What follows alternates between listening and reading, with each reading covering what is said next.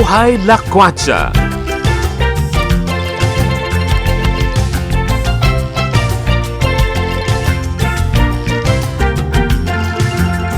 Partner A, Oh, yes, nandito partner. ulit tayo sa Caloocan.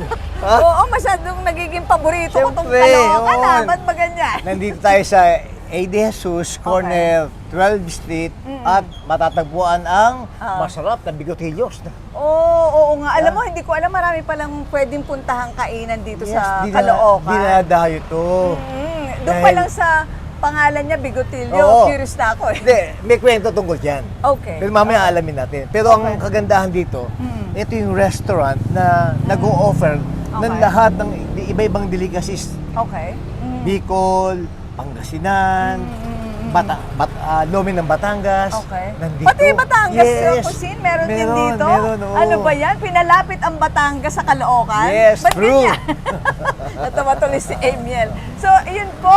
Ibig sabihin, isa na naman pong, nakaka-excite na pakikipagkwentuhan, lakwatsa ang aming gagawin dito sa Bigotillo Restaurant. Again, madali lang po sa mga gustong pumunta dito sa Caloocan area. Malapit lang Sa eh. City Hall. No, very near sa City Hall. Ayan, landmark yun. Itong street na yan. Sa City Hall ang tumbok niyan.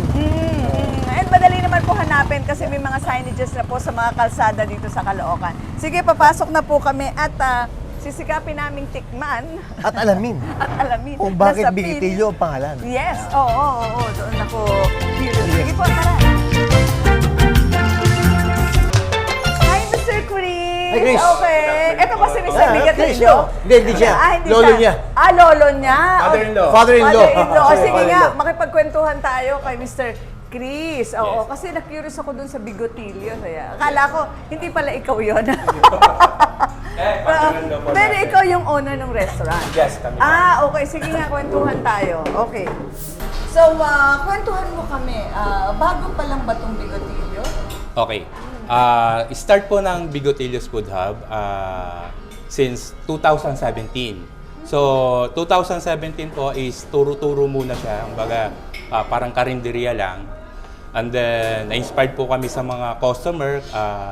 Meron kaming magandang location na nakita ito nga po na medyo malaki. Kasi dati doon kami sa may harap ng Notre Dame. Kumbaga, turo-turo lang siya. Kumbaga, karinderya lang. And then, yun, nag-isip kami ng asawa ko na kung bakit hindi kami magano ng short order ng mga kasi may idea na kami sa pagluluto at tulad ng asawa ko, yun nga po yung talent niya kasi pinamana nga po ni Lolo na Doming. father-in-law ko yung kapangyarihan sa panlasa. Ayun. Yung panlasa nung father-in-law ko is ipinasa sa asawa ko. So, yun. 2017, nag-start po ito. So, going ngayon na 2024, na ongoing pa naman yung restaurant natin. But nung March 2022, may nangyari nga po dito sa Bigotillo na hindi natin inaasahan. Oo, na nagkaroon ng aksidente sa kitchen ko po, na nagkaroon ng sunog na napabayaan ng staff ko or kami rin siguro, may negligence din. So, yun, 2 months kaming hindi nakapag-operate. It because dahil nga dun sa protocol ng BFP and then renovation, sinama na namin yung renovation para, kasi dati may alfresco pa kami. Doon, hindi pa ganito kalaki yung may alfresco pa po kami. And then, all the time na nire-request ng mga customer namin, bakit hindi nyo luwagan? Bakit hindi ano? So, ayun, nangyari na po unti-unti na pinaluwagan po namin. Yun, kaya ito na ulit. Oo, ang pagbabalik Elevated ng na. Bigotillo. Lumaki na siya, oo. Lumaki. At parang homey yung dating niya eh. Yes, Yeah, opo, homey opo. siya. Yun po. Oo, ano yung sinaserve niyong klase ng pagkain? Yan, So, marami yan. Kanina binigyan ako ng glimpse ni ni Mark. Sabi ko, Chris, Bicol Delicacy. Yes. Pinagyayabang ko eh. Yun. Pinagyaman Yun, ko natikman eh. nga ni Consi. I see. So, Oo. ano meron? So, nung hindi pa po nangyayari yung accident namin is, ang menu po natin is almost 180 menu. Ay, ang dami. Dami, oh. 180. Oh, yes, oo. Ngayon, medyo binawasan na po namin. Ay, kasi nga, because dahil continuous learning kami, so para ma-serve namin maayos, saka mai-preserve namin maayos yung, mai-prepare namin maayos yung pagkain. Na so nagbawas na kami, pero nasa 120 pa rin naman. Marami pa rin. Oo, 120 pa rin naman yung menu natin na pagpipilian yan yung mga fast moving na namin. Oo, na binabalik-balikan, na hinahanap. Chris, di ba tama ba yung pagkakaalam ko? Yung restaurant mo, nag-o-offer ka ng iba-ibang delicacy sa bawat province? Yes, opo. Iba't ibang, yun, kaya nga po naisip namin na nasa Caloocan po tayo para hindi na po lumayo yung mga customer natin. Dito, sinoserve na po namin iba't ibang delicacy ng Pilipino. Lomi. Oo, Lomi Batangas. Yes. Pinalapit mo yung Batangas sa Caloocan. Yes, nilalapit po Barangay natin. Naksam. Okay. Anyway. Mamaya, tikman nyo po. Kung Loming Batangas. Yes, talaga, exactly. kasi when you say Lomi Batangas talaga, gustong-gusto ko. And then yung bulalo po natin, Oh, Batangas. may bulalo pa rin dito. May bulalo po Ako natin. talaga naman, hindi ko na kailangan pumunta pa ng Opo, I oo. see. Tapos, may mini-mention din na Bicol. Ano pa? Anong lugar Yun, pa? ang Bicol natin is, yung laing with lechon, Okay. saka Bicol Express. Laing with lechon? Yes, laing with lechon. And then yung Binalot Express is, ang tawagin namin is tinumok. Tinumok. Yun po yung hinahanap po sa amin. Yun po yung Specialty. ni father-in-law ko, ni Lolo Domeng. Yes, Yan po yung tinuro niya sa anak niya na hanggang ngayon ginagamit na po namin. Kumbaga napapakinabangan na namin at natitikman na rin ng mga taga Caloocan yung yung tinumok, combination po siya ng shrimp and then meat. And then binalot po siya ng gabi. Dahon ng gabi. Dahon ng gabi, pinrasis. Yung mga sauce yan yun? Sauce ng gata? Gata na fresh po iyan. And then may ginger, and then may siyempre sili, Bicol. Kaya medyo spicy siya. Perfect combination yun And then, so yun yung mga binabalik-balikan dito. Yes, sa lugar opo. ninyo. Actually, lahat naman ng menu natin, kagaya ng sabi ko po kanina, is 120 menu na po siya. Compare natin na 180. Because lahat po, fast moving, binabalik-balikan na. Parang ang ginagawa mo dito parang fusion no? Yes, mix, exactly. mix. Iba-iba po. Oo, and then, so mukhang, sabi mo nga, 8 years na siya. So, Yes, going to 8 sabihin, years.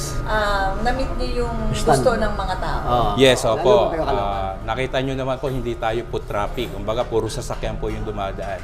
So, pupunta ka lang talaga dito, because nasubukan mo na. Dadayuhin mo talaga. Opo, dadayuhin mo lang talaga siya. Chris, meron akong tanong sa'yo. Nung nangyari yung sunog ba? Yes. Ano ang pagbabago sa restaurant? So, yun, about doon sa nangyari sa amin, ang laki ng pagbabago ng restaurant namin.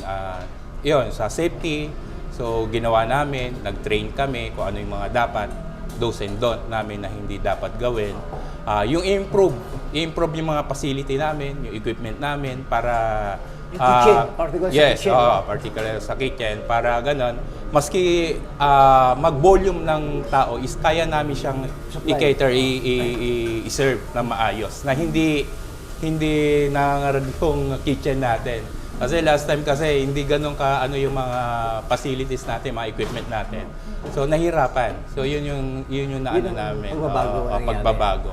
And then, pagbabago, pag-handle din ng mga empleyado. Yun, pag-handle. Every time, tuwing umaga, sabi ko, dasal muna para maano tayo sa disgrasya. And then, binibriefing natin always palagi sa safety, sa dapat nilang gawin para maiwasan po yung mga ganyang mga basic aksidente na maaaring mangyari na hindi natin maiiwasan. Parang yung mga main dishes yun, pero nakikita ko yung display mo rin dito, may coffee, Yes, mga drinks, no? So pwede rin, nagsiserve din kayo dito. Yes, ma'am. Actually kasi ang concept niyan, sabi ko nga 8 years na kami na pag-aralan na namin. Maski tag-araw, meron kaming mai-serve. Pag taglamig, meron din kami mai-serve. Kasi pag taglamig is meron tayong lugaw, meron tayong bulalo, meron tayong papaitan, pampainit, mga gano'n. Soup number 5 na natikman niya. Effective ba kasi? Panalo. Effective. Effective. Ay, sabi ko kay Emil, pakainin si Emil. Ayan, soup number 5 na pampainit. Yun. Sa kagandahan dito, meron siyang artist sa loob ng restaurant niya. Oo. Habang kumakain ka, Oo. ipipinta ka. Ayun. Dahil may dagdag na pwedeng na-feature yung restaurant mo. Yes, opo. Dahil nga po, Filipino food po yung inaano natin. So, kumuha ako ng Filipinong artist na para mag-paint sa mga customer na gusto magpa-paint na live, magpi-paint sila na Galing, no? may ano po, may discount kapag nag-dining po sila. Ayun, malaki po ang discount. Oo, kasi di ba sa mall, nagpapagawa. Yes, so opo. dito pwedeng pero discounted kapag Yes, kumain opo. ka. Pag kumain ka po ng dining and then maski take out, pwede kayo magpa-paint. Habang naghihintay, oh. Yes, kung ano yung gusto nilang ipa-paint. Events para sa events do you cater? Yes, oo. Nagki-cater. Nagki-cater po kami pero handle po ni Abigail's Kitchen yung sa asawa ko. Oo, iba po yung catering po namin. Iba po yung company. Pero from Abigail's Kitchen, sa asawa ko po yun. Pero under po ni Bigotillos Food Hub. Pero dito, pwede dito mag-function. Kunyari, ganyan, kasal. Yes, opo. Ang nire-record po namin is from 1 to 5 p.m. 1 p.m. to 5 p.m. lang po kami. Ilan ang capacity nito? Almost 60 to 70 person. Marami pala. Okay, so may mga small events pwede dito. Yes, pwede po. Basta magpaano sila. Meron kaming na kung gusto nila exclusive is consumable 15,000. Magagamit na po nila ng 2 hours po yung place. Hindi kami magpapapasok. Kanila po yung consumable po tayo. Walang bayad yung place. Walang bayad yung location. Basta worth 2,000, 15,000. Worth 15,000 consumable. Yun. Kasi ilan sila? 60 person or ano. Yun. So, ibig sabihin, yung mga nangyari, gano'n, sa 8 years na, ang daming Yes. lessons learned. Yes, And ma'am. Siyempre, oo. Continuous learning po tayo, ma'am. Hindi kami sa natatapon. aksidente, no? Yes, especially yung accident. Actually, minimal lang naman pero malaking feedback sa amin. Malaking impact sa inyo. Impact sa amin kasi nga, yun nga. Safety. Siguro, inire-remind kami siguro na Oo. kailangan pagbutihin pa yung safety. So, for the better. yung Yes, nangyari, for the di ba? better. Oo, I for the see. better. Sabi mo nga ngayon ang nangyari bago ka mag-open ng restaurant. Prayer, oo. Yes, inuuna namin ng Panginoon kasi nga puro answer prayer lahat ng binibigay sa amin. Kaya always namin pinapasalamatan po siya. Itanong mo kung bakit Bigotilyo. Ay, sa video pa lang kita. Alam mo na kung bakit Bigotilyo pangalan. Pala, oo. Ayan, Kaya oh. kasi Si Lolo inspired Domeng. si Lolo Domeng. Opo. Hindi, si Lolo Doming may Bigotilyo. Ayan, oh. Correct. Akala ko siya yun Stress lang kaya hindi tayo makapag Pero hindi medyo pala busy ito, kaya hindi no? tayo nakapag-shave. So, in the next few years, 3 years, 5 years, saan mo nakikita ang Bigotilyo? Kasi sabi mo nga, nasa 8 years na ngayon. Yes, And, Going strong. Going strong. Oo, yun nga, yung going strong, saka plan namin talaga, kaya nga, dati kasi hindi namin talaga ina-allowed yung mga ganito, ma'am, kasi na kami sa, sa maximum nung sinuserve namin. Nahit na. Nahit na namin. So, ngayon, dahil nag-reopen po kami, humingi ako ng kay Consi na na para may yung mensahe na para mabilis na mensahe sa mga taga Caloocan na muli kami bukas ulit. We're back. Oo. Kaya nga po ito, pinaplan namin na maghanap ng Mas malaki. mas malaki. Kasi hindi na po kaya talagang nagwe-waiting na po tayo paggabi. And then, yun, branch out. Sana, hopefully. Inaayos namin yung system ng sa kitchen namin, mga production namin. Okay, And then sa commissary natin, inaayos po natin. Para ganun, makapag-branch out po tayo. Okay. Galing. Yun na, oo. Ibig sabihin, Maganda yung vision niya. Yung vision po natin. Oo, at saka naman sila, nandun sila yung nasa line sila ng purpose nila, ng calling. Kasi nga yung wife mo, may ang talent eh. And then kami mag-asawa din is galing sa mga food chains, mga restaurant. Kaya nga, so more or less doon na talaga kayo dinala ng Lord. Yes, opo. Ito yung naging may iba't iba kaming mga business. Pero ito yung namin, pagkain talaga, passion po namin, opo.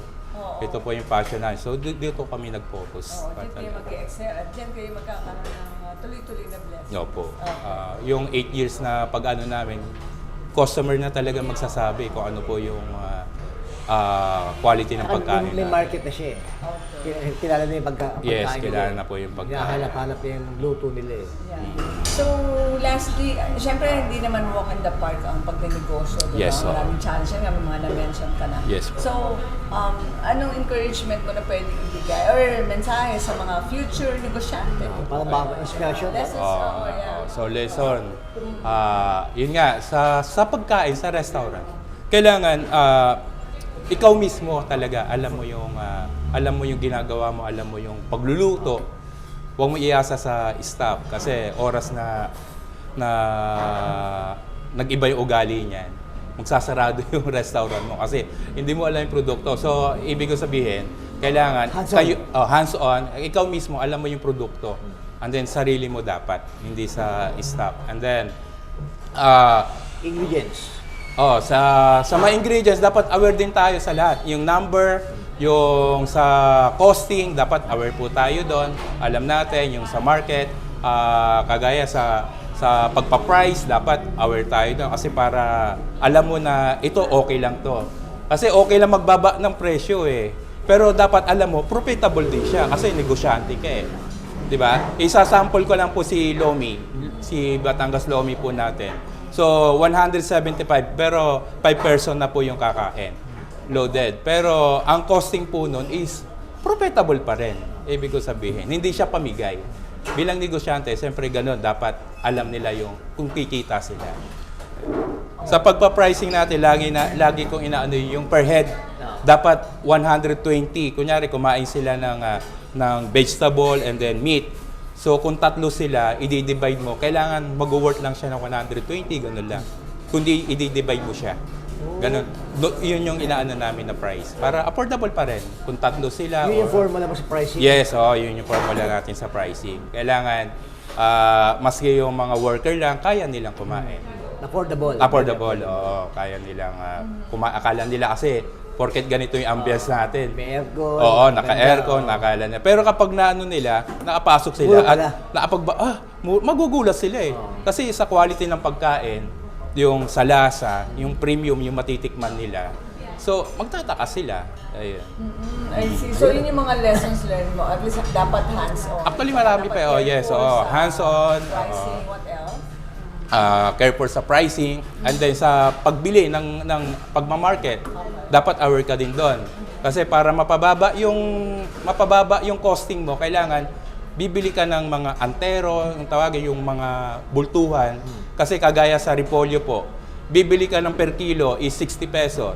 Pero pag bibili mo siya ng antero is almost 150 pesos lang. So magkano lang yung 15 pesos? Ayun, bultuhan. Yes, bultuhan po yung bibili natin. Para yung costing po bumaba. Oo. Yun, maganda yun. Maganda yun. Oo. And then katulad sa meat, like yung T-bone namin, ang diskarte po nun is may nabibili siya ng choice cut na ini-slice na siya. Yes. Tapos meron din naman na ano Slab. pa siya, slab pa siya. So, kukumputin mo siya kung sa 420 mo lang siya bibilhin yung slab, tapos yung choice cut is 410, i-divide mo siya. Eh yung slab kasi meron siyang reseko na natatanggal. So pupunta ka dun sa choice cut na. Yung na-cut na siya para yung walang nasasayang. And then yung oras ng stop mo, tapos yung kuryente, yung bone saw na is maliles. Yun. Dapat wise ka sa mga ganun. So, hindi na siya madadagdag sa cost. Yes, opo. Mga ganun yung mga computation natin para ganun. Profitable pa rin, maski mura yung natin. At magagawa lang talaga yun ng isang hands-on. Hands-on, Siyempre, yes, dapat hands-on ka. opo. And then, Alam mo na. Pag hindi ka hands-on. Alam mo, bagay na bagay ito kay Escaparante. Escaparate. Bagay na bagay ito. Yeah. Mamaya kukuha nila, Mr. Sige po, sige po. Yeah. So, aside from that, okay na? Meron ka pang idadagdag, Chris? Oo. O, yun na yun? Yun na lang eh. Kaya ako po nasasagot yung yun kasi very hands-on po talaga kami. Correct. Na maayos po yung very hands-on kami mag-asawa. Kami nagtutulungan dito sa Restaurant. umunting negosyo po namin. Kasi bread and butter po namin ito. Pinagtutulungan namin kasama ng mga staff po namin. Ayun. So, ayun, dahil natin natutunan. No? Mhm. Kaya, You're so generous to share. Yes, yung opo, mga, opo. Talent yan. mga Formula, talent secret ng formula. Yes. Hindi naman talent yun. Baga ano lang. Yung na-experience po namin, oo. Kaya nga sabi ko sa inyo, continuous learning pa po kami. Meron kami mga pinag-aaralan At pa.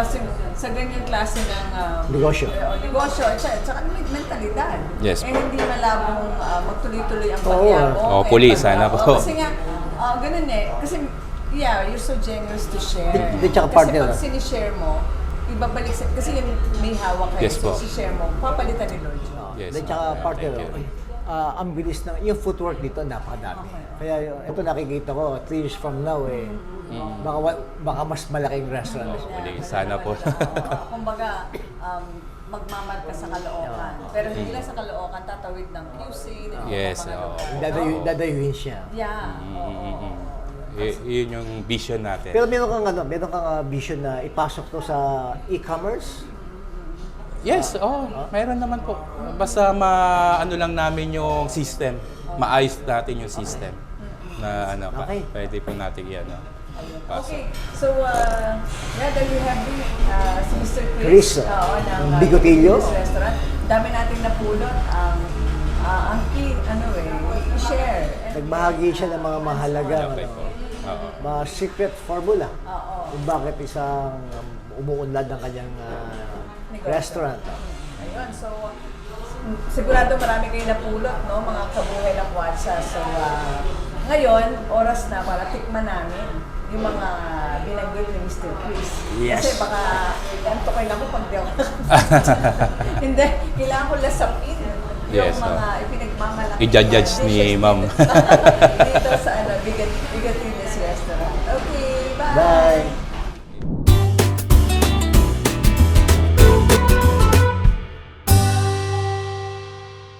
Ito, Ano yan? Ano yan? crispy pata para sa iyo. Yak! Ayusin mo yan. Ako, partner, siguradong masarap yan. Okay.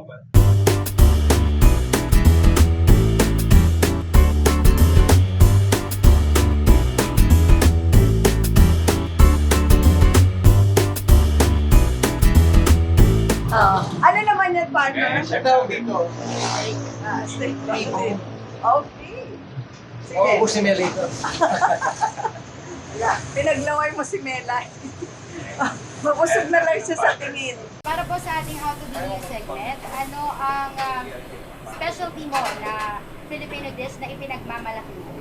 Ano magaling ka magluto, di ba? Oo. Mauna ka.